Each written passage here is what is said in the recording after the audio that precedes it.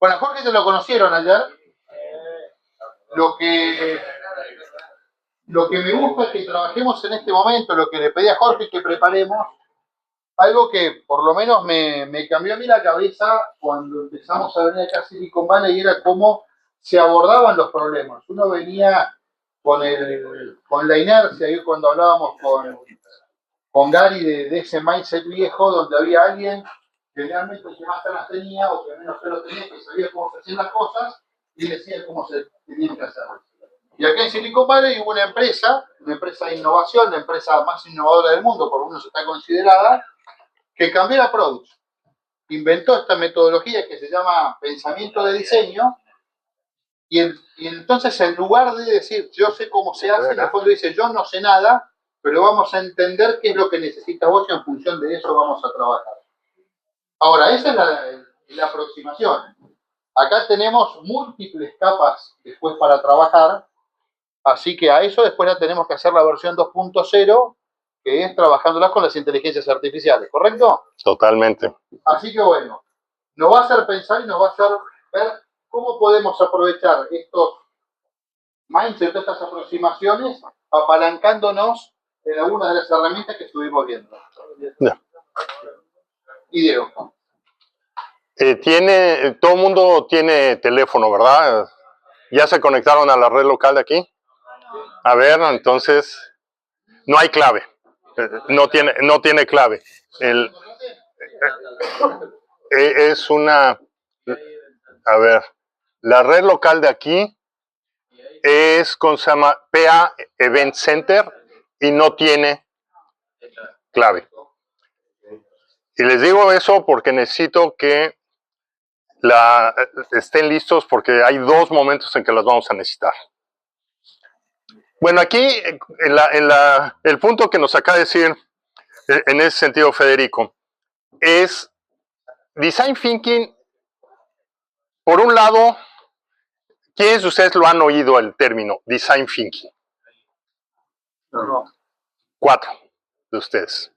5.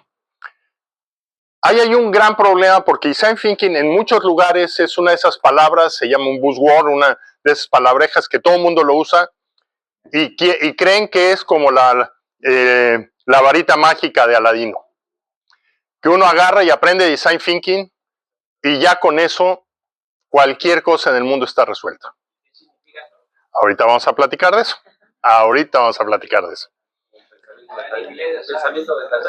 O sea, Design Thinking es pensar en diseño, pensando en diseño. Esa sería la traducción que tendríamos. ¿Cómo pensamos en diseñar? Ayer, uno de los comentarios que decían es que no podemos innovar. ¿Quién fue el que lo dijo? No lo veo. El que comentó. Murió. Lo mataron. Murió. Tú lo dijiste, ¿no? Tú lo dijiste. Ya. Ok. La cuestión es, para mí este diagrama es uno de los momentos de serendipity que pasan en la vida, en que llevaba mucho tiempo tratando de explicar lo que vamos a hablar hoy. Y en una reunión en el Hacker Dojo, que frecuentemente hay muchas pláticas filosóficas y empezamos a hablar de temas de cómo se resolverían los problemas del mundo y cosas por el estilo. Uno de los colaboradores ahí le presenté yo el concepto del doble diamante, que es lo que se basa el Design Thinking. Ahorita les voy a mostrar qué es esto. Pero a la hora de que le digo lo del doble diamante, saca su lápiz y empieza a escribir en una hoja de papel y hace este dibujo. Sí, está grabando. Yo al menos traigo el micrófono, no sé si estás grabando o no. No. Ok. Entonces, aquí el punto es, nosotros en nuestra vida diaria tenemos problemas en cada momento. Una de las cosas que deberíamos pensar, ayer decían, es que es muy difícil innovar. El primer ingrediente que se necesita para innovar es que haya problemas. ¿Y de qué nos quejamos todos los días? que hay muchos problemas a nuestro alrededor, por lo cual entonces tenemos mucha materia prima. Si tenemos esa materia prima, entonces ¿cómo la usamos? Y aquí el primer paso es que nosotros a lo largo del día nosotros empezamos y encontramos un problema. ¿Y qué es lo que hacemos?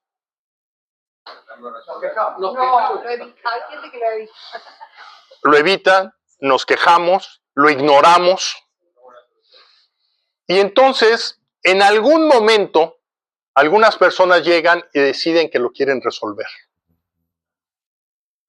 ¿Y cuál es el problema más fuerte que tienen cuando deciden que quieren resolver un problema? ¿Cómo? Esa es una parte, pero no es el más fuerte. Ese es fuerte, pero no es el más importante. Eso es importante, pero no el más. No resuelve lo que genera el problema. Ninguno de todos esos. No hay metodología para entender. Eso es cierto, pero no es el más fuerte. El primer problema que se enfrentan ustedes es que entran en un conflicto en que voltean a ver y dicen, tengo que acabar lo que tengo que hacer y chin, este problema me está dando lata. ¿Y qué es lo que nos falta? Tiempo. El tiempo es el recurso más caro, más difícil, más imposible de lo que podamos multiplicar. ¿Quiénes de ustedes tienen días de 25 horas? ¿Quiénes de ustedes pueden volver a repetir lo que hicieron ayer y regresarse al día de ayer? Nuestro problema número uno, no tenemos tiempo. Y entonces, cuando decidimos resolver, entramos a una posibilidad. ¿Qué hacemos? Nos seguimos de frente porque no tengo tiempo. Y entonces, ¿qué es lo que hacemos? Cargamos el problema todos los días. Y al día siguiente regresamos y nos damos cuenta de que el problema, pues ahí sigue. Nadie hizo nada, pues ahí sigue. No desaparece. Si queremos nosotros resolverlo, pues tenemos que hacer una pausa. Y esta pausa, acaban de decir, es que no vemos todas las soluciones, no vemos todos los problemas. Cuando nosotros empezamos a querer ver eso y vemos un problema y volteas y le preguntas al de enfrente y le preguntas al de atrás y le preguntas, cada quien tiene no, todavía no llegamos a la solución, una versión diferente de cuál es el problema. Ahorita ustedes lo vieron. Dijeron 4 o 5 cosas de que son parte, y todos esos son problemas, no son soluciones. Entonces, empezamos nosotros a explorar, y eso es una divergencia. ¿Y qué es lo que nos causa una divergencia? Nos salimos de foco, dejamos de ver lo que tenemos que hacer en el momento, y chin, al final del día, ¿qué pasa si me dediqué a pensar en el problema? No hice lo que tenía que hacer. Y si no hice lo que tenía que hacer, cuando generó un nuevo problema, exacto, o sea, ahora tenemos el problema que teníamos y todo lo que no hicimos en el día. Y entonces entramos en un círculo vicioso. Y entonces generamos problemas y somos, pero increíblemente buenos generando problemas. Si nos pagaran por eso seríamos, pero multimillonarios todos. Exacto. Entonces, a la hora que yo exploro, pues, ¿cuál es el problema real que vale la pena resolver? El urgente. ¿Cuál es el urgente? ¿Cuál es el urgente? ¿Cuál es el importante? ¿De acuerdo a qué criterio? No sabemos cuál es. Y entonces queremos seleccionar, y nuestro problema es, a la hora que empezamos a seleccionar, pues tenemos 20, ¿y qué es lo que vamos haciendo? Pues de 20 queremos bajarlo a 10, a 5, a 1, hasta que llegamos. Pero cuando llegamos al punto del lado derecho, ¿qué es lo que nos pasa? Ya vamos tarde. Y si ya vamos tarde, ¿qué es lo que nos pasa? Entramos en modo de pánico, de angustia, y entonces decimos, no, pues ahora tenemos que hacer las cosas que nos faltaron hacer y el problema que se vaya al carambas. A la hora que nosotros decimos eso, decimos, bueno, yo puedo compartirlo lo que yo vi y qué es lo que todo el mundo hacemos. Que alguien lo resuelva, ¿no? ¿Qué? Dios proveerá, ¿no? ¿Y eso sucede? Pues sucede, pero entonces, ¿qué es lo, A veces sí, a veces no. Sucede, pero no sucede en nuestro entorno normalmente. Ayer se quejaban que por qué en Silicon Valley se hacen las cosas y no se hacen en Argentina. Pues ¿por qué? Porque aquí hay gente que está pescando estos problemas, los ve, y a la hora de socializarlo y que descubre uno que hay un problema que vale la pena, y pues los hay en Argentina, y los hay en China, y los hay en Japón, y los hay en todos lados. Y a la hora de socializarlo, nosotros hacemos una reflexión y decimos, ¿vale la pena resolverlo o no? ¿Tenemos tiempo para hacer la reflexión? ¿Hacemos esa reflexión normalmente? ¿Ustedes hacen una reflexión al final del día de lo que hicieron bien, hicieron mal? Sí. ¿Y lo tienes anotado? ¿Y lo tienes clasificado? ¿Qué, con Pinocho? Entonces, entramos en un círculo que es un círculo vicioso. Y este es el primer problema por lo que no se hace innovación en nuestro entorno. ¿Sí les suena esto? ¿Sí tiene sentido para lo que ustedes piensan? ¿No se sienten identificados? ¿Sí o no? Sí, los oigo así muy como regañados. Ese es uno de los puntos que tenemos que encontrar. ¿Cómo tengo tiempo para tener tiempo para poder resolver los problemas? Y esto es el gran reto que nosotros tenemos que encontrar.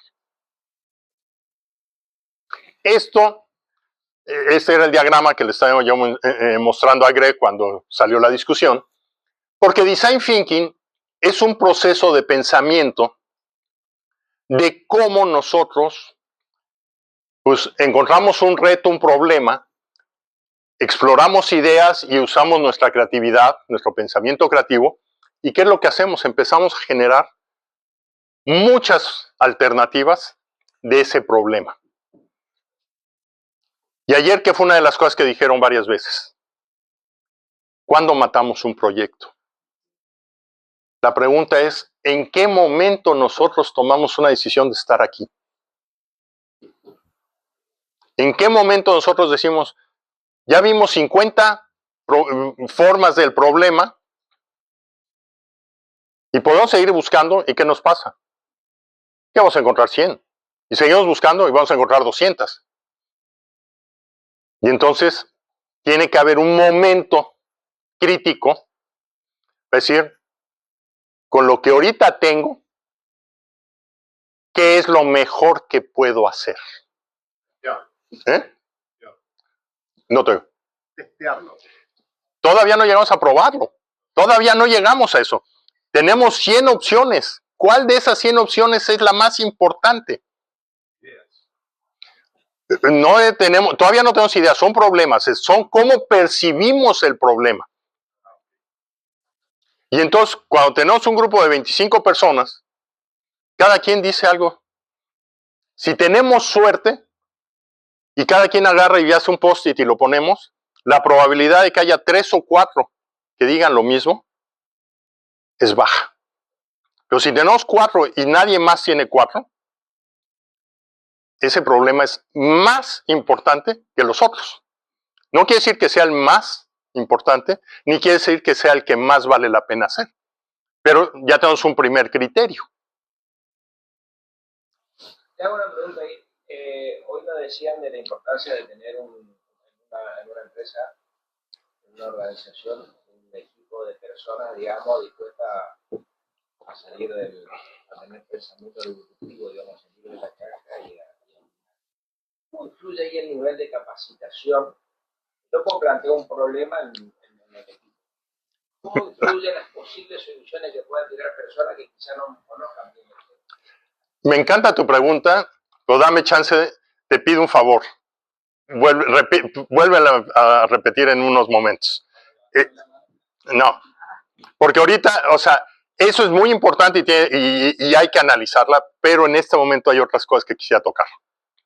¿Tu nombre? Bien. Miguel, gracias Miguel. Entonces, a la hora que nosotros tenemos ya una cantidad de problemas, tenemos que entrar en un momento en que decir, ya ahorita quiero empezar a buscar cuál es el problema más importante. Y esa es una decisión absolutamente arbitraria.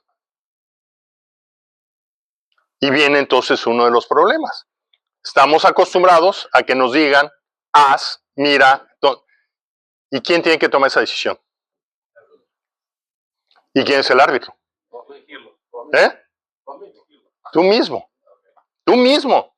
¿Por qué? Tú eres el director de tu empresa y la gente te voltea a ver y tú dices, ay, que lo haga alguien más. Y si lo delegas sin una responsabilidad absoluta, ¿qué es lo que pasa? No pasa nada. Entonces, en algunos modelos no, el problema no se prioriza en función a lo que más valora el cliente. El criterio que quieras utilizar es una decisión nuevamente de la persona que puso la línea. ¿Por qué lo vamos a hacer? Porque es más fácil hacerlo, porque nos va a dar más dinero, porque tenemos más mercado, porque conocemos cómo resolver el problema, como nos preguntaron hace rato. ¿Cuál es el criterio? Es una buena pregunta. No hay una sola respuesta. Ese es el problema de la innovación. En este libro, que después vale la pena, si algo quisieras que agarraran este libro, fueran a Barnes & Noble hoy en la noche y lo leyeran en el camino a Argentina. Yo creo que de aquí a Argentina alcanzarían a leerlo completo. Está muy bueno. Y una de las cosas que dice es cómo manejo la incertidumbre. Porque lo que tú dices es incertidumbre. ¿Qué criterio uso? Pues no sé. ¿De acuerdo a qué? Y entonces nos damos cuenta de que en este punto tenemos muchas decisiones que tenemos que hacer. Y estas decisiones nos llevan a que nosotros tenemos que analizar, priorizar, calificar y tenemos que usar algo que se llama pensamiento crítico. ¿Quiénes de ustedes han tomado un curso de pensamiento crítico?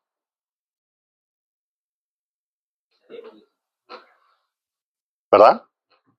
Te puedo decir que he encontrado que hay 2 lugares, ahorita no me acuerdo exactamente, los tengo por ahí anotados, que sí hay un curso de pensamiento crítico. ¿Cómo desarrollar el pensamiento crítico? Pero, ¿cuántas veces han oído la palabra pensamiento crítico? Y es algo que nos pasa por aquí y sale por acá, porque nadie se ha puesto a pensar, ¿y cómo? Crítico, punto. ¿Cómo el decidir esto es crítico? ¿Cómo yo tomo una decisión crítica de cuál es lo más importante? ¿Cómo yo tomo la decisión de cuándo me paro o cuándo sigo? Sentido común sería. ¿Y has tomado un curso de sentido común? Entonces, tenemos ese punto, hacemos ese análisis y en el primer diamante lo que nosotros tenemos, ¿qué es? Ya vimos mucho el problema, pero todavía no tenemos una solución. Y viene la repetición, y pues es el doble diamante, en que repetimos esto y volvemos a ver ahora, para el problema que seleccionamos, cómo lo podemos resolver. Y cuando decimos, ¿cómo nos podemos ir hoy en la noche al hotel? ¿En coche? ¿Caminando? ¿En Uber? ¿En tren? ¿En grúa? Menos bicicleta. Bicicleta también, a los hombros de alguien que te lleven. En una ambulancia, en una patrulla. ¿Cuál es la mejor forma de cómo resolver las cosas? Caemos en el mismo problema que teníamos antes. Hay 1000 soluciones para uno de los problemas y teníamos 100, lo cual quiere decir que todavía hay un montón de otros problemas por ahí no resueltos, que a lo mejor el que escogemos resuelve 2 o 3 de ellos, pero no va a resolver todos. Y viene la siguiente parte, entonces, generamos 100 soluciones, llegamos a un punto arbitrario y decimos, hay que ponernos a trabajar para que la semana que viene tengamos una solución que funcione. Y entonces lo que tú decías de probarlo, ¿cuándo podemos probar? Pues cuando sabemos hacer una solución y en ese momento podemos hacer un producto o una solución que tenemos que probar. ¿Y cuál es el criterio que vamos a utilizar para definir éxito? Buena pregunta, ¿verdad? Porque tenemos el mismo problema de cómo priorizamos y qué es éxito. Éxito es que ya tengo una solución, éxito es que la solución la compraron 100 personas, éxito es que fue rentable. ¿Qué queremos definir? ¿Todo esto lo habían visto de esta manera? ¿Por qué no podemos hacer innovación? Pues porque no conocemos el terreno. O muchas veces falta de recursos. Pero ¿para qué quieres recursos si ni siquiera sabes qué necesitas? Ahí soy muy agresivo. El primer problema que todo el mundo dice es que necesito recursos. Y no es cierto. Lo primero que necesitas es saber a dónde quieres ir. Después, puedes saber qué recursos necesitas para eso. Porque no vas a usar los mismos recursos para la solución A que para la solución B. Ahora, ¿no tiene que ver también un poco con la determinación? No, tiene que ver mucho con la determinación. Cambiamos todo el tiempo a buscar soluciones a problemas. Estamos todo el tiempo pensando en soluciones. No tomamos una acción sobre eso. Porque estamos en ese loop que decía hoy de todo el tiempo quedarnos encastrados en eso y es donde más perdemos el tiempo. Absolutamente. Pero esa decisión... Esa determinación te puede llevar al fracaso o al éxito. Y nuevamente, no hay regla escrita y es lo que tenemos que pensar. Entonces, definitivamente, sí hay un tema de decisión. Esa decisión de quién viene, nuevamente, de nosotros. De quién toma la decisión.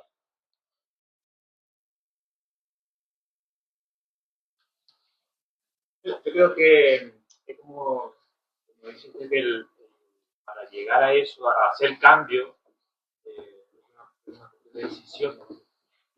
Anoche me trató de tomar una cerveza y whisky, yo estaba leyendo lo de Jorge Zavala. Y el artículo ese, si bien usted habla sobre la empresa mexicana, pero hay más bien algo cultural latinoamericano, que por ahí China supo hacer, y decidió, che, vamos a hacer nosotros la mano obra del mundo o vamos a hacer nuestro propio diseño, que ahora estoy en eso. Y a veces, como usted decía hoy, en un vuelo se toma un tiempo de leer. Por ejemplo, hay un libro de Edward de Bono que es y es una herramienta que eso no es tecnología, no es la visión de uno mismo para cambiar su entorno, hacer el espacio, de ahí que usted define bien hacer el espacio de la empresa, que es tiempo finalmente, para crear ese ambiente de crear su positivo para ir buscando la solución de cambio. O sea, ¿es un problema cultural? Definitivamente sí. El artículo que lo escribí, salió publicado en un periódico de México, en la ciudad de Guadalajara. Escribo cada semana un artículo de ese tipo en ese periódico. Y obviamente pues, lo localizo, pues yo estoy absolutamente seguro que ese es un problema latinoamericano. O sea, el mismo problema que está planteado ahí, yo lo pongo que cualquier latinoamericano tiene exactamente el mismo problema. Entonces, ¿qué es lo que tenemos? Aquí lo que vemos, y tú lo decías, los sombreros de pensar, herramientas. Aquí el tema es cuántas herramientas hay. Y Design Thinking, dejen decirles, es una de 1.000.000 de herramientas. ¿Qué es? Y por eso hace rato mencionaba que mucha gente piensa que aprendiendo a hacer Design Thinking ya resolvieron todo. Pues no es la piedra filosofal. Sirve, es muy buena, pero no sirve para todo ni en todo momento. Y es algo de lo que tenemos que aprender. ¿Para qué sirve y cómo lo podemos utilizar? Ahora, ahí me encanta el punto que tú dices, porque a final de cuentas, y esto no lo voy a hacer ahorita, quisiera hacerlo, pero ya vi a Federico que me dijo, no me lo hagas. No. Déjenme. Ok, nomás dejen poner esto. O sea, lo voy a dejar ahorita en silencio en lo que yo... Epa, no, espérenme tantito.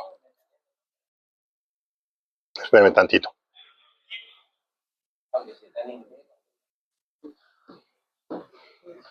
Después de la presentación se las voy a compartir y lo van a poder ver. Cuando hablamos de IDEO, IDEO es la empresa más innovadora del mundo.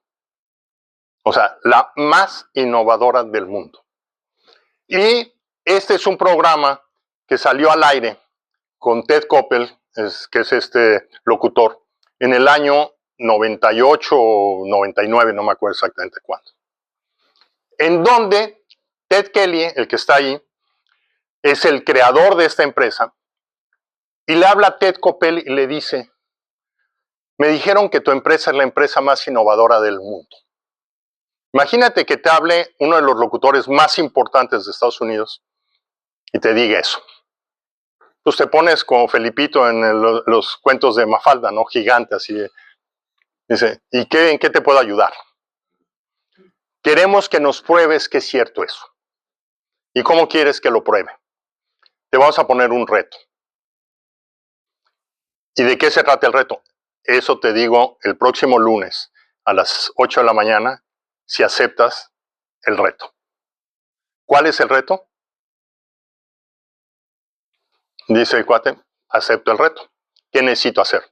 Necesito que tengas un equipo de trabajo tuyo para resolver un problema. En 8 días va a ir una cuadrilla de la televisora y va a grabarte durante esa semana para que el viernes en la noche salga este programa. Y el reto que le pusieron es cómo diseñan un carrito de súper. Vale la pena verlo, analizarlo. ¿Mandé?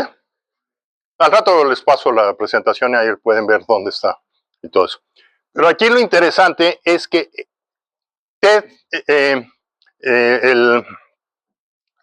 esta persona sufre le da ¿cómo se llama? Cáncer en el cerebro.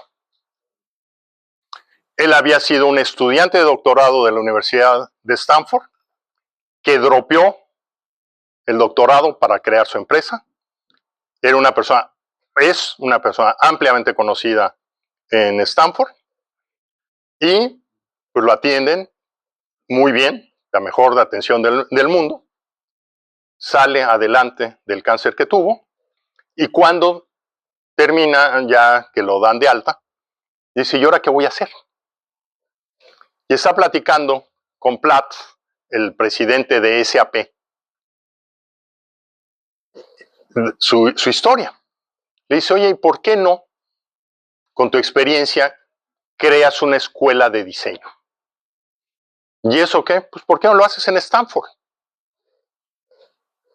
Y para eso, pues, ¿qué tengo que hacer? Necesito dinero, ¿ya? Necesito armar una idea. Dice, la idea ya la tienes. ¿Cuánto cuesta armar una escuela?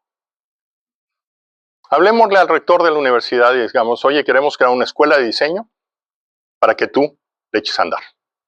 Y ese dinero lo pongo yo. Y se crea el D-School. El D-School por muchos años fue la única escuela que había en Stanford que no era escuela. Era un centro de investigación. No daba clases, no tenía carga académica, no tenía responsabilidades académicas. Fondeado por SAP o más bien por el presidente de SAP. Y crean ahí el centro de Design Thinking. Entonces, ¿cómo tuvo tiempo para poderlo hacer? Pues tuvo un rey Midas que le dio la oportunidad, tuvo el nombre para poderlo hacer y si no han ido a Stanford, vale la pena darse una vuelta a ver el D-School. Está atrás de la iglesia. Y es un lugar que no dan un quinto por él. Cuando entra uno al lugar, es impresionante. Yo he facilitado ahí con ellos cursos de Design Thinking y es una experiencia que nadie puede imaginarse. Realmente es algo increíble. Entonces, el video no lo quiero pasar porque son 8 minutos y pues es mucho tiempo y tenemos mucho que poder hacer. Por eso decía que Federico no me dejaba. Bueno, La realidad es que yo mismo me regaño. A ver. Tengo una pregunta, perdón. Fuimos a ver a los chicos de biotecnología Ajá. y si esos chicos no consiguen recursos no pueden innovar. O sea, aquí hay una cuestión de secuencia. Tu punto, o sea, entiendo tu argumento. El punto es, para todo vas a necesitar recursos. La pregunta es, ¿cuándo debes tener los recursos y cuántos recursos necesitas? Bueno, pero son necesarios, digamos. Siempre los vas a necesitar. O sea, para comprar software, para pagarle a la gente que barre las oficinas, para todo necesitas recursos. El problema es la obsesión que tenemos los latinoamericanos. ¿Cómo se empiezan los proyectos en Latinoamérica? ¿Mande? Preguntando cuánto cuestan. No, construye un edificio y después hacemos el proyecto. ¿No? ¿Cuántas veces han visto que se construye el edificio antes de que el proyecto tenga sentido? ¿Sí o no? No, nunca. No, eso olvídate. En Latinoamérica yo he visto miles, pero miles. Vayan al TEC de Monterrey. El TEC de Monterrey tenía un edificio para hacer incubadora en cada una de sus facultades, en cada uno de sus campus. ¿Qué pasó con eso? Fue noticia mundial. Fue noticia mundial y todo eso. La mitad de sus edificios nunca se usaron para hacer incubadoras porque nunca tuvieron la necesidad de usarlo y se convirtieron en salones de clase. Pero la visión, por eso soy tan agrio en decirlo, tan fuerte, porque es obsesivo la necesidad. Sí necesitas el dinero, pero el dinero hay que aprender a buscarlo en el momento correcto. Y uno de los retos más difíciles que tiene un emprendedor es en qué momento pedir dinero. Mientras más temprano pides dinero, más pierdes de tu empresa. Y aprender a crecer tu empresa para que valga, y cuando vayas a pedir dinero, la proporción de dinero con lo que tú vales, pues mientras más valgas, la proporción, la parte que das por el dinero que recibes es menor. Google, cuando les pusieron dinero, pues olvídate, hoy, después de todas las diluciones que han tenido, tienen el 13% de las acciones Page y el 13% Fries. Si vas tempranito a pedir mucho dinero, ahorita tendrían el 1%, y pues, ¿quién tiene motivación? Si mientras más te diluyes, tú dejas de ser realmente el que toma las decisiones. Sí, a ese nivel ya no está tanta plata que te motive, porque el 1% de Google ya es mucho dinero. Por eso, pero entre el 1 y el 13, la diferencia es que el 13, ellos son los accionistas mayoritarios. O sea, toman decisiones. Y eso lo puedes ver en todas las empresas del Silicon Valley. La proporción que tienen los fundadores se protege que no pierdan el control de las decisiones. ¿Ok? Bueno.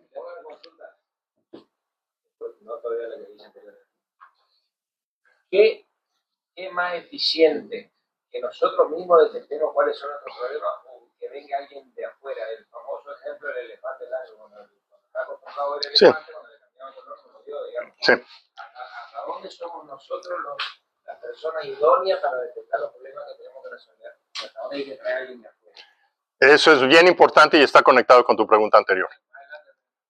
No, es que va asociado a eso y ahorita lo vemos.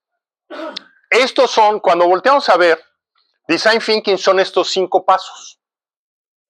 Y es algo de lo que suena, dices, oye, tanto show que me has estado diciendo de Design Thinking para ponerme 5 palabras. Pues estas 5 palabras son las 5 acciones que uno tiene que hacer. Y esto quisiera poderlo hacer con ustedes, no lo vamos a poder hacer ahorita, pero lo vamos a recorrer para que vean cómo se hace. En 1 hora es posible correr un ejercicio completo de Design Thinking para poder encontrar una solución a un problema. En 1 hora. Esto, lo que nosotros tenemos que ver, entonces déjenme aquí hacer trampa.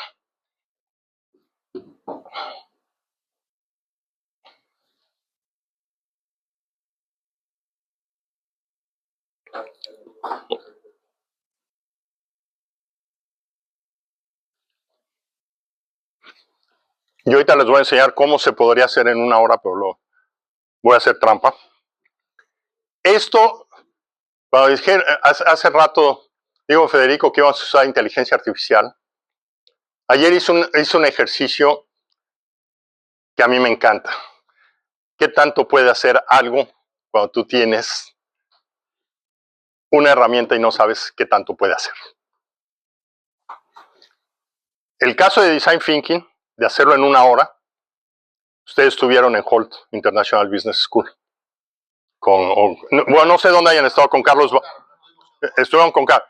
La cuestión es, el Holt como universidad es una universidad que tiene 1000 estudiantes de maestría de tiempo completo. Y me invitaron un sábado, a dar un curso de todo un día de emprendimiento a 80 de sus alumnos. En ese momento, Larry Louie, que era el rector, me invitó y me acompañó al evento. Mientras íbamos en el coche de San Mateo a San Francisco, le hice la pregunta, oye, ¿tú sabes qué es Design Thinking? ¿Y cuál creen que fue su respuesta? Que no. Le digo, no te puedo creer. Si conocieran a Larry, es un cuate innovador, es un cuate muy bueno en temas de tecnología, ha sido emprendedor, fue dean de la universidad. Yo no puedo creer eso. Y empezamos a platicar y me dice, a mí lo que me encanta de esos ejercicios que me estás platicando es la facilitación. Y yo soy experto en hacer improv, o sea, hacer improvisación. Ustedes han jugado, han hecho un ejercicio de improvisación. Ese sería un ejercicio interesante para tomar en cuenta. Es un ejercicio muy importante de cómo aprende uno a resolver problemas muy rápido, sin mucha preparación. Y entonces agarro y venía él manejando y que empiezo a atacarme de la risa. Le digo, Larry, ¿te atreverías a hacer una locura? Y me dice, Jorge, no me provoques, ya te conozco. Le digo, ¿qué quieres hacer? Mi primera hora con los estudiantes es hacer el ejercicio que les acabo de mostrar de Design Thinking. O sea, todavía no se los muestro, les acabo de mencionar. Tú no conoces Design Thinking. Y el material que les voy a enseñar al rato es un material que es extraordinario, preparado por la gente del D-School. ¿Sabes quién va a dirigir la primera hora? Tú. Se me queda viendo y dice, ¿cómo? ¿Voy a enseñarles algo que no conozco? ¿Tú no que eres experto en improv? Y me dice, me gusta el reto. Lo hace, termina el ejercicio, el resultado de ese ejercicio era el material que yo iba a usar durante todo el día con los estudiantes. Y Larry estaba en la universidad, estuvo con nosotros la primera hora y entraba y salía al salón. Y a la última hora de ese día, después de 8 horas de trabajo, teníamos un ejercicio de reflexión, un post-mortem. Y entonces llega Larry y me dice, oye, pues ya va a ser la reflexión. Sí, nada más que te voy a pedir un favor. El primer segmento es que vamos a reflexionar sobre cómo estuvieron las sesiones y la primera es la tuya. Hazme el favor de esperarnos a que hagamos eso y después entras tú. Y pues, quiero que no estés presente para que los alumnos se explayen de qué opinan de la sesión que tú les diste. Si eres el rector, pregúnteme cómo iban a decir los alumnos en presencia de él. Lo mejor del universo, ¿no? O sea, y entonces sale y les digo y empiezo yo a hostigarlos, así como te empecé a hostigar a ti. Un poquito más, ahí tenía un poquito más de confianza. Y los muchachos estaban sorprendidos por la gran experiencia y conocimiento que tenía Larry de Design Thinking. Un tema que nunca había escuchado. Termina hacerse el ejercicio de post-mortem, le pido a Larry y los alumnos, les digo, a ver, denle ustedes el feedback de cómo vieron. Y se lo dicen. Y entonces Larry dicen, ahora tengo yo que confesarles algo. Nunca había oído de este tema, no sabía de qué se trata. ¿Cuál es el corolario que hay de ese momento? Los métodos que muchas veces decimos de que queremos aprender, pensamos que tienen que ver por mucha experiencia y conocimiento, cuando están bien desarrollados, como el material que está hecho en esta manera, una persona sin conocimiento puede demostrar que es un experto. Y esa fue la percepción que quedó de los alumnos. Entonces, yo quiero provocarlos a ustedes para romper paradigmas de que dicen, no, es que tenemos que hacerlo. Tengo que ir a Stanford. El curso de Stanford de Design Thinking vale $30,000 y es una semana. Con todo gusto, vengan, vayan. Es una experiencia valiosa, pero a ver quién lo quiere pagar.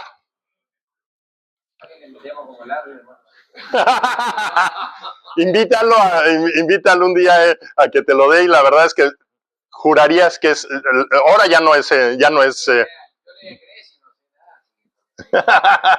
Entonces, aquí, ese fue el primer ejercicio de cómo hacer cosas que uno no sabe que van a pasar.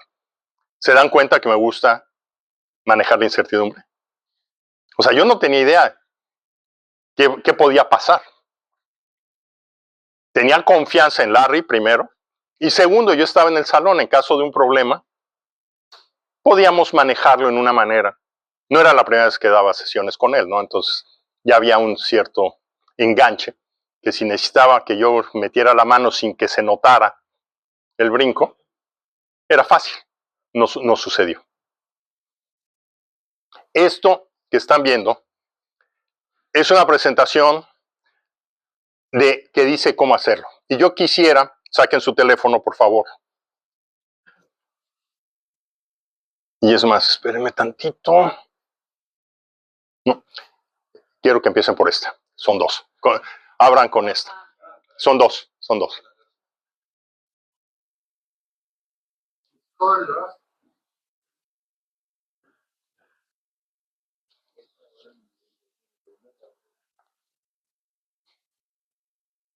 ¿Quiénes de ustedes tienen una cuenta en ChatGPT? No, sí hay varios. ¿Quién tiene una cuenta pagada? Pagada 2, 3, 4 personas. Esto lo pueden utilizar, se llama Fred el Innovador. Y este es un ejercicio. ¿Pueden abrirlo? Ya lo abrieron, todo el mundo ahí ya les apareció. O sea, si no están firmados previamente en ChatGPT, aún en una cuenta gratis, funciona. O sea, si están firmados. Si no están firmados, marca un error. Porque dice, pues no puedo abrirlo porque... Ok. Háganle una pregunta háganle una pregunta o un comentario. ¿Cuál es para ustedes lo más disruptivo que han aprendido en estos 2 días que llevan aquí? O 3 días que llevan aquí. No, algo, un hecho, una cosa tangible. ¿Sí? Lo más disruptivo que he visto en este día, la cosa que más me impactó, la referencia, el comentario más crítico. Pero no es una pregunta, simplemente le ponemos... ¿Le puedes decir, esto es lo que me pasó? Le tenemos que decir qué es lo más disruptivo. ¿Qué es lo más disruptivo que han visto ustedes? Pero solo los que tienen el chat GPT pago. No, todo el mundo. Ahora, si no te abrió, es que no has firmado en tu cuenta. Si tienes una cuenta gratuita y firmas primero, sí entras. Si no tienes cuenta, tienes que crear la cuenta. Y la cuenta gratuita, no te preocupes, la puedes hacer y es gratuita. Pero sí necesitas tener una cuenta. Tienes que estar firmado en una cuenta para poderlo hacer. Comentamos y le damos...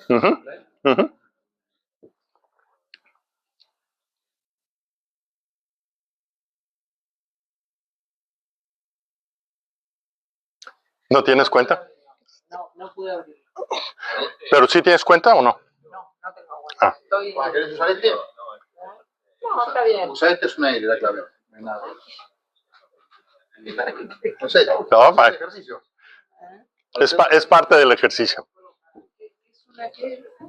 A mí ya me contestó. ¿Qué preguntaste? ¿Qué le comentaste? A ver. Lo más de Rapti que vi esta semana fue el espectacular desarrollo de la inteligencia artificial en el área de Silicon. ¿Y qué te contestó? Suena increíble, el avance de la inteligencia artificial en Silicon Valley ha estado en auge, con muchas innovaciones que parecen cambiar la forma en que interactuamos con la tecnología. ¿A qué específicamente te refieres?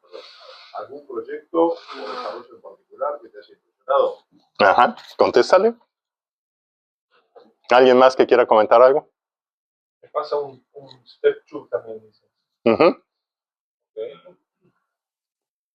Pero indiqué lo que más me llamó la atención, cómo es el proceso de la startup, desde incubación, aceleración, bueno, el network de la zona y el mindset innovador. Me dice, excelente observación, está en Silicon Valley, realmente puede ser una experiencia transformadora, el ecosistema de startup, ese mindset innovador que menciona son justamente ejemplos de entornos que impulsan aprendizajes disruptivos. Me manda una pregunta siguiente, un segundo paso, ¿no? Y te dice, ¿qué te pregunta? Me pregunta, dice, ¿cuál ha sido ese aprendizaje más valioso que hasta ahora en tu vida? Más valioso hasta ahora en tu vida o carrera, ¿qué lo hizo tan significativo? O sea, ¿se dan cuenta que ustedes pueden tener una conversación como si estuvieran platicando aquí? O sea, la inteligencia artificial es conversaciones.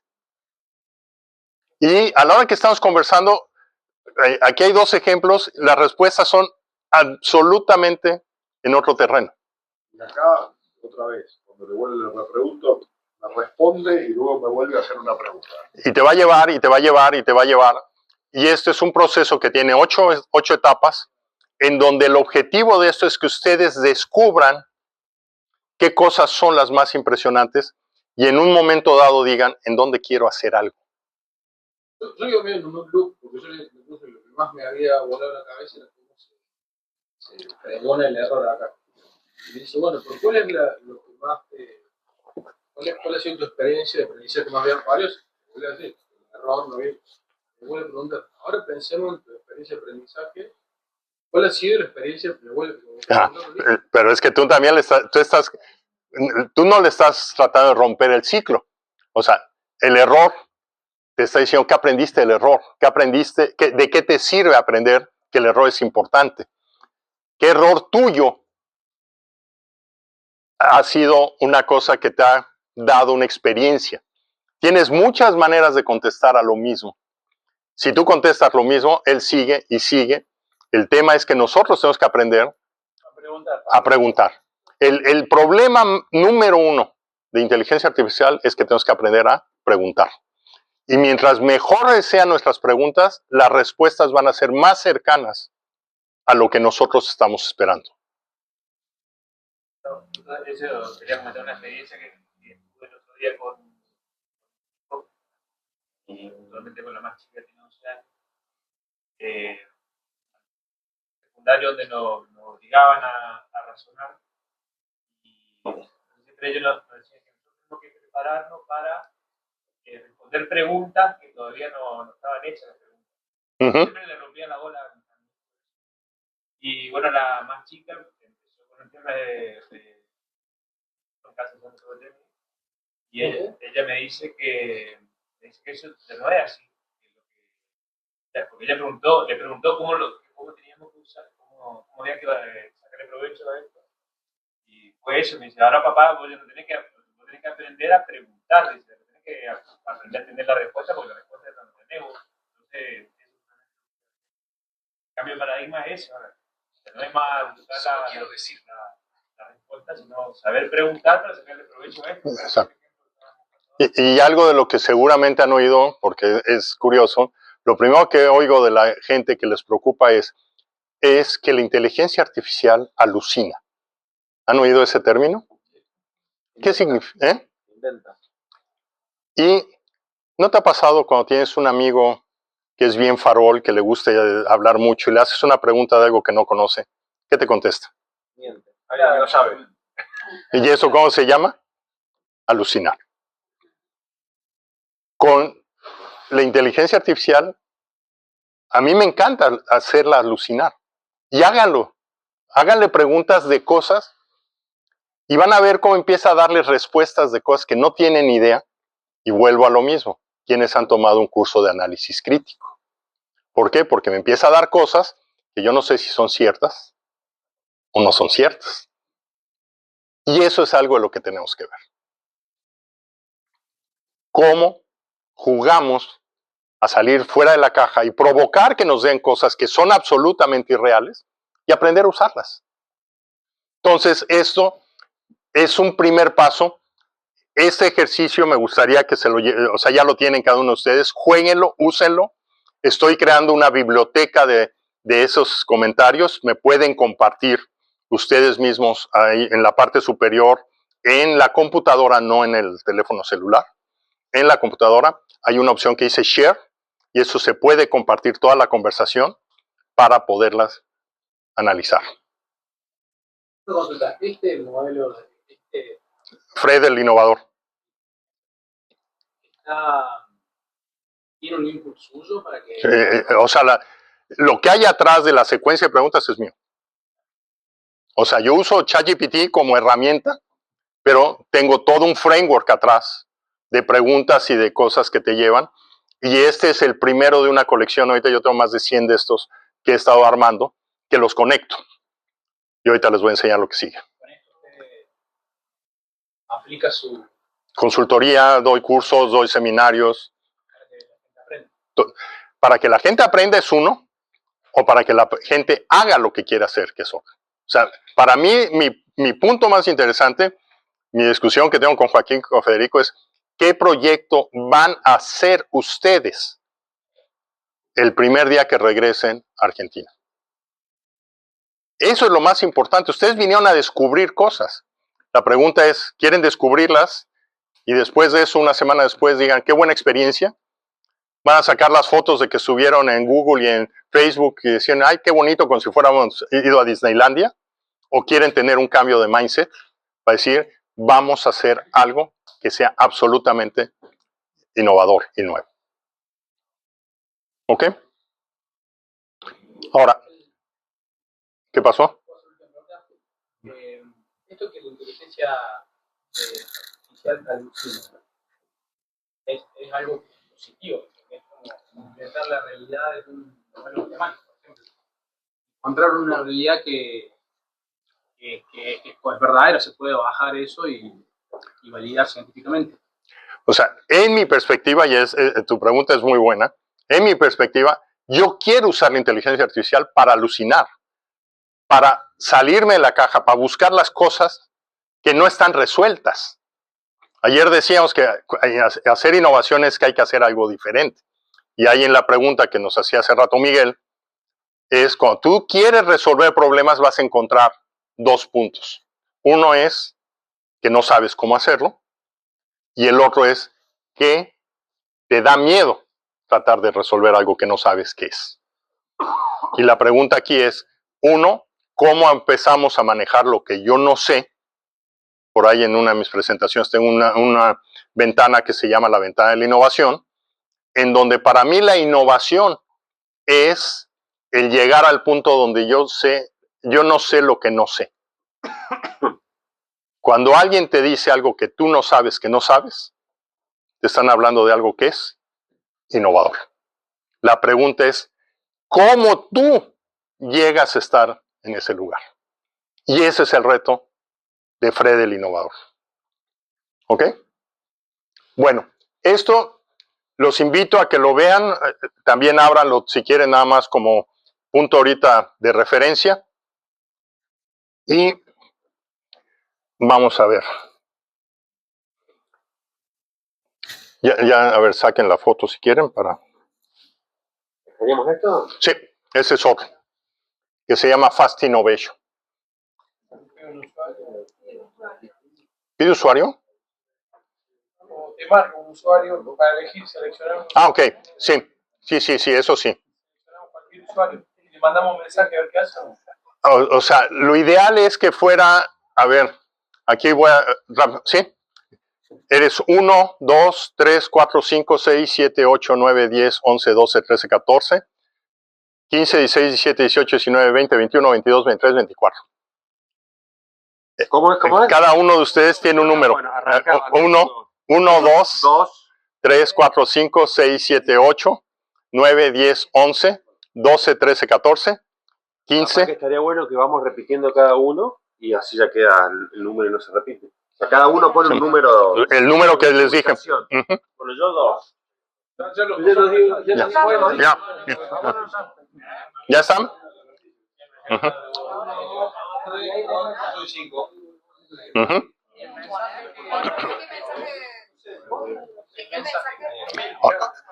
O sea, aquí aquí no es lo que se les ocurra. Aquí la ideal es qué proyecto quisieran ustedes hacer. Quiero hacer un curso para aprender transformación digital. Quiero crear una aplicación para aumentar la producción de trigo. ¿Qué es lo que ustedes digan, la acción que quisieran algunos de ustedes construirla? Y ahorita vamos a platicar de cómo se construye. Este ejercicio son como 3 horas de trabajo, así que. Te pido que me entres.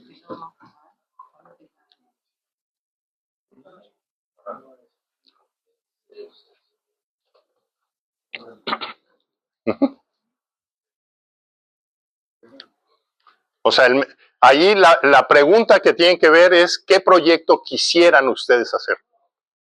Está corriendo. ¿Qué pasó? ¿Quieres sacar la foto? No, porque no tengo con la cámara acá, tengo que entrar. Bitly.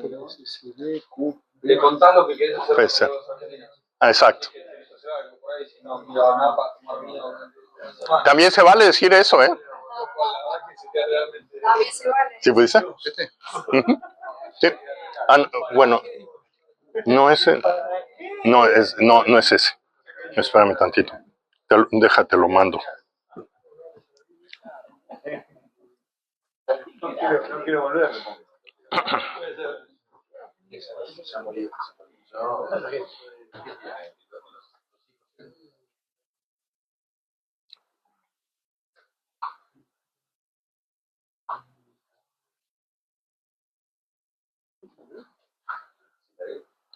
Ahí te lo estoy mandando por WhatsApp. Ahí está. Ya.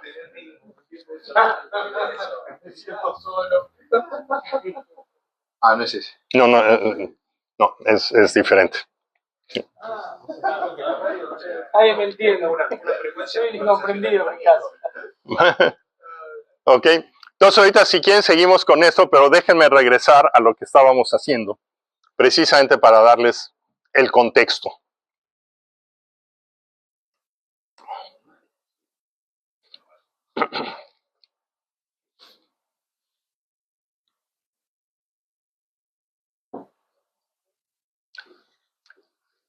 La manera o sea, lo que tienen ahorita, lo que les acaba de pasar, es la implementación de esto que vamos a ver, hecho con inteligencia artificial.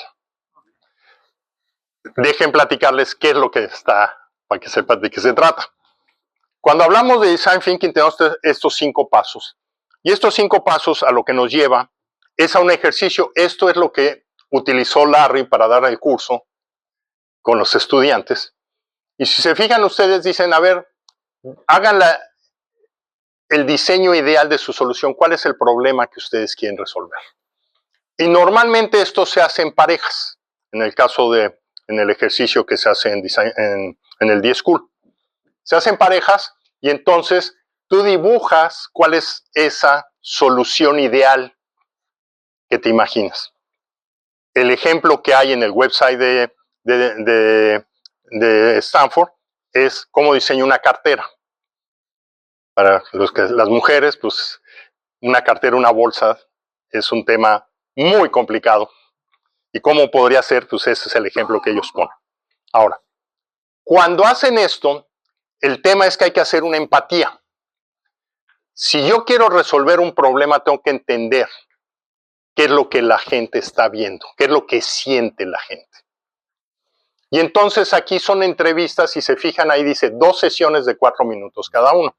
Entonces estamos aquí, tú y yo te pregunto, ¿cómo quieres tu cartera? Y empiezas a describir y tengo 4 minutos para escucharte. Y es escucharte, no es discusión, no es comentario. A mis 4 minutos suena un timbre, clink, y se invierte. Y tú me preguntas, ¿cómo es mi cartera deseada? Esto lleva 8 minutos. Y después de eso, pues yo ya tengo una idea de qué quieres tú. Yo ya dije algunas cosas, lo cual contamina, y te vuelvo a preguntar, Federico, ¿cómo quieres tu cartera? Para que profundices más en el tema. Pasan 4 minutos y me preguntas a mí y te doy información. Con eso ya tenemos un mínimo de información para poder empezar a trabajar. Y para ustedes dirán, oye, ¿a poco es suficiente para poder hacer cosas? Pues eso es el chiste. De ahí viene y cada uno por separado dice, ok, ¿qué es lo que yo entendí de lo que tú me preguntaste? Y lo hago yo solito, me pongo a escribir, para tratar de describir qué es lo que tú estás esperando en base a lo que me diste de información. Simultáneamente tú estás en tu lado haciendo lo mismo, tratando de entender lo que yo le dije. Se trata de cómo sintetizamos. Ustedes se darán cuenta lo difícil a veces que es escuchar, solamente tomar nota y después, en cosa de minutos, concretarlo, analizarlo y plasmarlo. Es un ejercicio que les puedo decir que no es nada trivial. Una vez que lo haces, dices, ok, ¿cuáles son los objetivos y qué cosas descubrí? Que para ti una cartera es muy importante que tenga un espacio para que vaya el escudo de mi club, de mi equipo de fútbol. Y ese es un insight que para mí, si una cartera no tiene eso para ti, es el peor regalo que te puedo hacer. Para una mujer puede ser que no haya espacio para que tenga las fotos de los nietos, la foto de los hijos, no sé, algo. Esos insights, entonces me llevo a un punto en que yo mismo solo empiezo a decir, lo que quiere Federico es una cartera que cubra esta necesidad particular. Se están dando cuenta que yo estoy empezando a sintetizar de lo que hablábamos hace rato de tener mil opciones. ¿Cómo identifico cuál es la más importante? En una plática de 8 minutos. Y esto tengo que justificar por qué considero que eso es lo más importante. Con esa información, yo solo, en la parte de arriba, digo, voy a dibujar cómo podría verse la cartera que le voy a regalar a Federico. Y puedo pensar, pues una cartera que se abre, que es vertical, que es horizontal, que es de 3. Y eso lo hago a mano, dibujando. Una vez que hago eso, pongo las 5 opciones que hay. Tú haces lo mismo, haces tus 5 opciones, y entonces tenemos un siguiente diálogo. Oye, Federico, mira, estas 5 carteras, ¿cuáles son las que te gustan? Y entonces, son 3 compartimentos y aquí guardas tu estampita de tu jugador favorito y aquí tienes tu moneda de la buena suerte y aquí tienes los teléfonos de emergencia. Detalles que yo empiezo a encontrar. Y agarras, dices, ok, yo te muestro los 5 y tú me contestas y me dices, ok, ante esa solución, esto me gusta, esto no me gusta, esto quítalo, esto no me o sea, es algo que para mí sería catastrófico tenerlo, o es algo que sin esto no puedo vivir. Y yo capturo eso en la parte de abajo en 5 minutos. Te presento, tú me das en 5 minutos tu realimentación, Tú me presentas y yo te doy mi realimentación. En 10 minutos tuvimos un intercambio de información muy precisa. Eso me lleva a generar una mejor solución con lo que yo tengo. De las 5 opciones que hubo en el diálogo que tuvimos, hoy ya tengo yo una mejor solución. Y lo que hago es que construyo esa solución en 7 minutos y al final se la muestro y tengo en 2 sesiones de 4 minutos para acá, 4 minutos para mí, qué fue lo que sí trabajó, qué fue lo que se puede mejorar, qué ideas quedaron en el tintero y hay algo que quedó pendiente. Y esto termina con una solución terminada. ¿Cómo suena esto? Lo veo buenísimo para lo que son productos físicos. Si uno quiere desarrollar un servicio, lo veo mucho más complejo en el tema del dibujo. Ahí es donde entra la habilidad. O sea, no es sencillo, de acuerdo, pero tú también puedes representar. ¿Qué es lo que quieres? Un servicio. ¿Cómo pago mi tarjeta de crédito? ¿Cómo saco yo del inventario productos?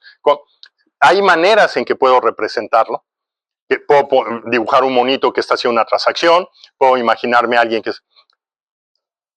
Y esto, en el caso de hacerlo en el 10 School, una de las cosas que es espectacular es que es un salón que, o sea, es un salón 5 veces más grande que este y está lleno de material para poder hacer, o sea, si no quieres hacer los dibujitos y eso, tienes legos y tienes celofanes y tienes cartón y tienes cartulinas y tienes todo tipo de materiales que puedes utilizar para usar tu creatividad. Entonces, aquí la gran guerra es que esto pues, es el método como lo iniciaron la gente de Design Thinking. Lo que acaba de decir Federico es muy cierto. ¿Cómo lo digo? En palabras. En lo que les acabo de pasar a ustedes es una manera diferente de cómo hacer las cosas para poderlo llevar a cabo. Y en esa manera, dejen de enseñarles eso. Este es un proyecto que estoy haciendo, ya tengo un año trabajando con un grupo de muchachos en España. Es una pareja, marido y mujer, y se llama Fast Innovation, en donde lo que estamos haciendo es exactamente el mismo juego a través de usar agentes. La palabra de agentes, vayan usando, familiarizándose. ¿Qué es un agente? Es una función atendida por inteligencia artificial. ¿Cómo yo puedo crear una propuesta de valor? Una propuesta de valor es qué servicio te doy acá que sirve para estos elementos y hay una descripción de qué significa. ¿Cómo puedo medir los resultados? Lo que tú decías, ¿cómo mido OKRs? La vez pasada lo que decíamos eran objetivos SMART. Hoy no toqué los objetivos SMART porque el libro que estoy leyendo dice que eso no los use. Estaría bueno que los comentes, pues no sé si todos lo tienen claro y creo que nos mareamos mucho en la innovación con eso. Ajá, exacto, ahorita lo toco. Entonces, esto es lo que estamos haciendo es, ¿cómo entendemos el problema? O sea, si se fijan aquí, lo que están, ¿qué procesos hay? Entender el problema. Son las 2 primeras láminas que les mostré. ¿Qué es lo que tú quieres? ¿Qué es lo que yo quiero? Vamos a definir la solución. ¿Cómo es mi cartera? ¿Cómo lo vamos a experimentar? ¿En qué manera experimentamos aquí? En lo que les mostré antes. Dibujando. Agarras y haces un dibujito. O como haces una narrativa. Y los pasos para la acción. Paso para la acción es, aquí está. ¿Te gusta o no te gusta? Esto, lo que estamos haciendo nosotros, es creando casos en donde estos casos, lo primero que decimos es crear agentes. ¿Cuál es el agente? El agente es que quiero conocer a mi usuario. O sea, aquí en el caso que les mostramos, primero era la cartera. Pero yo nunca llegué a meterme a profundidad. ¿Quién es Federico? ¿Qué quiere Federico? ¿Qué estilo de cosas le gustan a Federico? Y después, cuando estamos en negocios, y por ejemplo en este caso de que es una tienda en línea, hace rato mencionábamos, si en un salón completo, ¿cuántas personas diferentes existen? Y seguramente si hiciéramos un ejercicio de ese tipo, nos vamos a dar cuenta de que aquí hay 3 o 4 prototipos o perfiles diferentes de la gente que compra obsesivamente, de la gente que compra por precio, de la gente que compra por moda, y empezamos a encontrar ciertas cosas. Entonces, la técnica persona es lo que me permite definir a las personas. En lo que les acabo de pasar, si ustedes se dan cuenta cuando empiezan a decir yo quiero hacer una fábrica de pan o quiero hacer un proyecto, te dice, te ofrezco 3 perfiles de personas con ciertas características. Y tú le puedes decir, quiero trabajar con esta persona, modifícala, darle la forma de con quién es mi cliente que yo quiero tocar. Y normalmente en este ejercicio trabajamos con 2 clientes. Se pueden trabajar con más. Pero con 2, cuando uno empieza, es más que suficiente. Créanme. De eso viene un concepto que es el mapa de empatía. El mapa de empatía es eso de qué quieres ver, qué es lo que yo quiero ver. Eso es empatía. ¿Qué sientes? ¿Qué buscas? ¿Qué deseas? Y ese es todo un método que está incluido ahí. El trabajo, los jobs to be done, es ¿qué tiene que cumplir la cartera?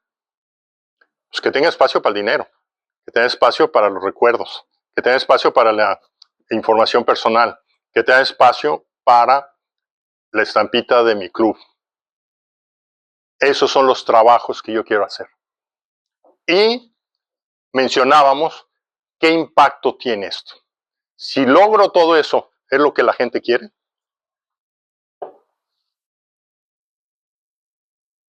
Tiene que validarlo. Lo tienes que validar. Ahí llega el prototipo. Ahí llega el prototipo. ¿Que el prototipo aquí cuál era? Pues sí, pero aquí eran dibujitos. 5 dibujitos primero y después 1. Y terminas con una solución. Yo me metí acá un poco preguntándoles qué aplicaciones usar para hacer un proceso colaborativo, crear una cartera. Ya tengo todas las instrucciones.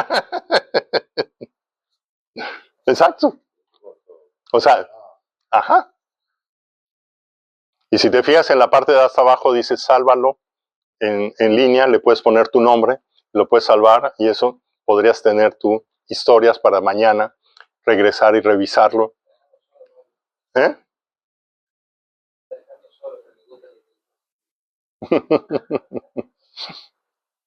No, es que realmente el nivel de interacción que pueden tener es espectacular. Ahí quedó de ejemplo. El primero de ChatGPT y el segundo que se me borró, no sé qué dice. ¿Qué otra aplicación era? Esa es una aplicación hecha por nosotros que utiliza en el backend inteligencia artificial. ¿Y qué inteligencia artificial? Esa es una buena pregunta. Ahorita, como se los puse a ustedes, se está utilizando ChatGPT, pero estamos usando 5. Podemos cambiar a cualquiera de las máquinas que hay ahorita, lo que se llaman LLMs, que hay un 50 ya o 100 o algo así. Y parte de lo que hacemos, ahorita vieron que hay 25 usuarios, es que eso genera una base de datos gigante y yo puedo al final decir, a ver, si les doy el mismo problema, resuélvanlo ustedes, puedo encontrar qué cosas son comunes, qué cosas son diferentes, qué les interesa, qué no les gusta, y podré hacer un focus group en cuestión de minutos. Entonces, cuando hablamos de transformación digital, imagínense esto a la velocidad que lo estamos haciendo. Este ejercicio que vieron, lo hemos corrido ahorita varias veces en España, en aproximadamente 2 horas, una vez.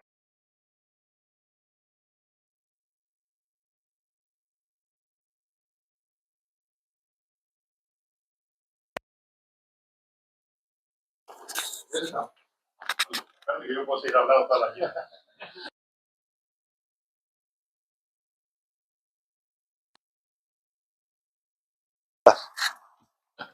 3 cosas antes de irse, porque se murió. Ah, ¿se murió? Sí, sí. Estuve muy atento. Gracias. Ok.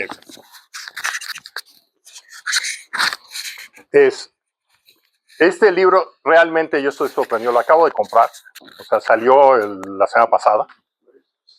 Tiny Experiments. Es cómo hacer pequeños experimentos.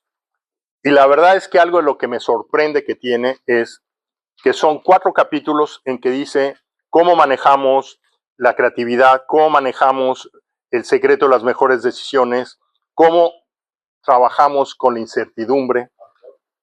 El autor es Ana Lee. Sacar la mano del...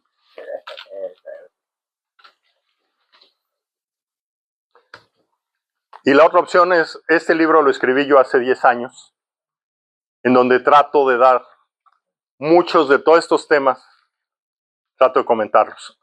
Hay 2 partes que les puedo decir, si algo considero que es vital para que ustedes tengan éxito es tener mentores. El capítulo 9 del libro tiene un resumen que la verdad es que es muy increíble la historia en 10 páginas. Fue la mejor conversación que he tenido en mi vida. O sea, digo, en mi vida, de cómo se hacen las cosas estratégicas. Aquí en Stanford, el que fue director de Computer Science, Héctor García Molina, que en paz descanse, era un mexicano muy amigo mío, y fue nada menos que el director de tesis de la gente de Google. Y un día lo invité a cenar. Le dije, oye Héctor, tengo una pregunta difícil para ti. Me dice, qué desgraciado eres. Tus preguntas siempre son difíciles y me estás advirtiendo que es difícil esta. ¿Qué quieres que te conteste? La verdad, el cuate era un cuate extraordinario, un científico de primera calidad mundial. Y llegamos a cenar. Fue la única cena que tuve con él 1 a 1.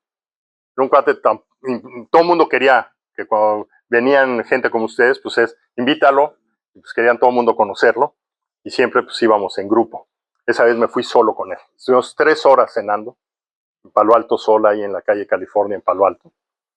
Y la pregunta que le hice, le dije, oye, a ver, ¿cuántas personas en tu vida de profesor han sido de gran relevancia y que tienen una posición reconocida? Y agarra 7. O sea, entre ellos, Pesci Fries, el creador de Oracle, creador de Yahoo. Me dice, ¿y eso qué tiene que ver? Pues que tengo una pregunta para ti. ¿Cómo conviertes a una persona que llega a la universidad sencilla en alguien de esa capacidad? Se me queda viendo, de veras que tu pregunta es difícil. Dice, digo, ¿por qué? Dice, me has hecho sentir horrible. Digo, no es mi intención, digo, al contrario, yo estoy muy orgulloso de que eres capaz de eso. Dice, me has hecho ver que soy un cuate muy bueno en un tema de mentoría.